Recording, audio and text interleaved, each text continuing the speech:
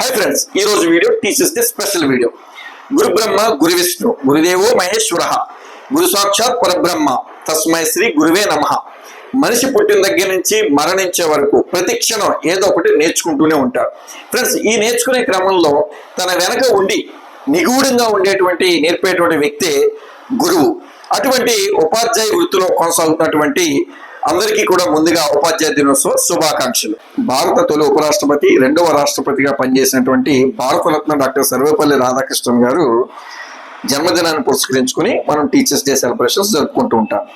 Friends, వీరు తమిళనాడులోని తిరుత్తునిలో 1888 September 5న జన్మించారు.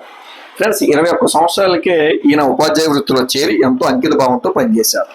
ఈయన మైసూర్ మహారాజా కళాశాలలో పనిచేసి అక్కడి నుంచి వెళ్ళిపోతున్న సందర్భంలో వీడ్కోల సభ అనంతరం అక్కడ ఉన్నటువంటి విద్యార్థులే స్వయంగా ఆయన కూర్చున్నటువంటి రథాన్ని లాక్కుంటూ వీడ్కోల సభ నుంచి రైల్వే స్టేషన్ వరకు చేరుకున్నారు. అంటే ఈ సంఘటన ద్వారానే మనకి అర్థం చేసుకోవచ్చు వారు ఎంత ముఖ్యమైన పాత్రని ఉపాధ్యాయ వృత్తిలో పోషించారు అని.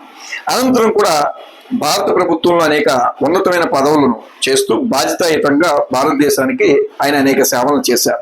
దానికి గుర్తుగా 1954లో వీరికి భారతరత్న అవార్డును కూడా ఇవ్వడం జరిగింది.